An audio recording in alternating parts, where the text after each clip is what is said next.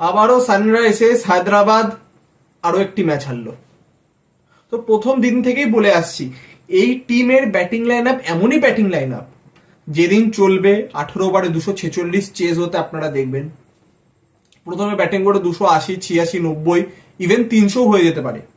কিন্তু যেই দিন এই ব্যাটিং লাইন আপ চলবে না, 200 রানও হবে না।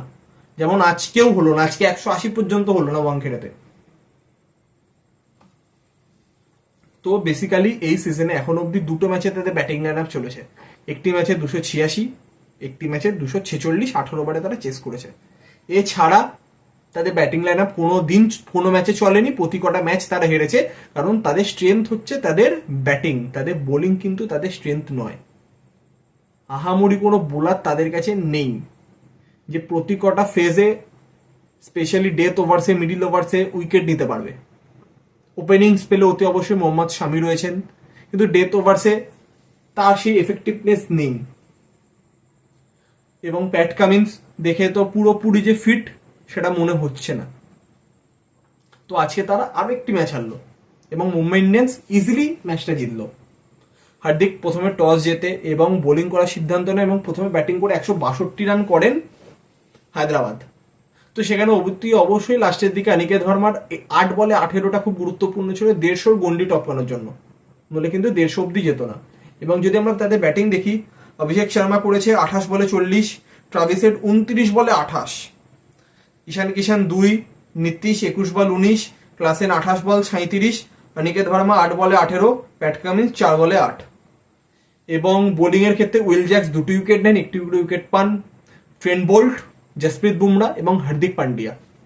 এবং এখানে সান্তনারকে 1 ওভারই বোলিং করান হার্দিক, এবং করণ শর্মাকে দিয়ে তো বোলিংই করান না। এবং 163 যখন চেস করতে নামে মুম্বাই ইন্ডিয়ান্স, তারা 6 উইকেট হারিয়ে 18 ওভার 1 বলে রান তুলে নেয় এবং 4 উইকেটে ম্যাচটা জিতে যায়। তো রিকেলটন করে 31, রোহিত 26, উইল জ্যাক্স 36, সূর্য 26, তিলক ভার্মা এবং হার্দিক পান্ডিয়া 21, নামানধীর 0 এবং সান্তনার 0 নট আউট। 3টি উইকেট নেন প্যাট কামিন্স, 2টি মালিঙ্গা এবং 1টি হর্ষেল প্যাটেল। তো এইখানে হচ্ছে আজকে রোহিত শর্মাকে দেখে কিছুটা মনে হচ্ছিল যে তিনি ফর্মে ফিরছেন। 3টি 6 মারেন, কিন্তু রানটাকে লেন্দি করতে পারেন না, তিনি 26-এ আউট হয়ে যান। এইখানে লাস্টে যখন বাকি 1 রান, সেইখানেতে হার্দিক আউট হয়, নামানধীরও আউট হয়। সেখানে আরেকটি ওভার তাদের নষ্ট হয়, যেটা কিন্তু খুব গুরুত্বপূর্ণ ছিল নেট রান রেটের ক্ষেত্রে। সেখানে আরেকটু বেটার তারা করতে পারতো। এবং অতি অবশ্যই আজকে যেটা একটা মজার দিক, সেটা হচ্ছে ম্যাচে প্রতি কটা প্লেয়ার যারাই ফুল টস বল পেয়েছে কেউ মারতে পারেনি। রোহিত শর্মা তিনি ফুল টসে আউট হয়েছেন, হার্দিক ফুল টসে আউট হয়েছেন, নামানদীপ যেটা এলবিডব্লিউ হয়েছেন তিনি ফুল টস মিস করেছেন। এবং উল্টো দিকে যখন ক্লাসেনকে দেখেছি আমরা ফুল টস মিস করতে, মানে প্রতি কটা ব্যাটসম্যান যারা ফুল টস পেয়েছেন কেউ আজকে ওয়াংখেড়েতে ফুল টস বল মারতে পারেননি। এটি অতি অবশ্যই মজার দিক আজকে ম্যাচের। তো মুম্বাই ইন্ডিয়ান্স গত ম্যাচ দিল্লির হোম গ্রাউন্ডে অরুণ জেটলি স্টেডিয়ামে জিতেছিল এবং আজকেও তারা জিতলো। তো অতি অবশ্যই দুটি পরস্পর জয় তাদের যে কনফিডেন্স তাকে অনেকটাই বাড়াবে। তো তারা এটাই চাইবে যে এই মোমেন্টামটাকে ধরে রেখে নেক্সট ম্যাচে ভালোভাবে পারফরমেন্স করতে হবে। কিন্তু অতি অবশ্যই তাদের কাছে একটি মস্ত বড় চিন্তার বিষয়, সেটা হচ্ছে রোহিত শর্মার ফর্ম। তিনি কিন্তু এখনো সেই ফর্মে নেই এবং তাকে শুধুমাত্র ব্যাটিংয়েতেই ইউজ করা হচ্ছে অ্যাজ আ ইম্প্যাক্ট প্লেয়ার। তাকে দিয়ে ফিল্ডিং করানো হচ্ছে না। কোথাও গিয়ে তার মাইন্ডসেটেও কিছু সমস্যা হলেও হতে পারে, কারণ রিসেন্টলি তিনি চ্যাম্পিয়ন্স ট্রফি জিতে এসছেন, সেখানে 50 ওভার ফিল্ডিং করে তারপর তিনি ব্যাটিংও করেছেন। তো এখানে তাকে তার ক্যাপ্টেন্সি যে বুদ্ধি সেগুলোকে কোনোটাকেই তার কাজে আসছে না, তিনি ফিল্ডিংও করতে পারছেন না, শুধু এসে ব্যাটিং করছেন। তো সেখানে অতি অবশ্যই হয়তো তিনি মনোসংযোগও সেভাবে করতে পারছেন না। তো এই বিষয়গুলি অতি অবশ্যই মুম্বাই ইন্ডিয়ান্স ম্যানেজমেন্টের দেখা উচিত এবং হয়তো তারা দেখবে বা যাই করবে তাদের ব্যক্তিগত ব্যাপার।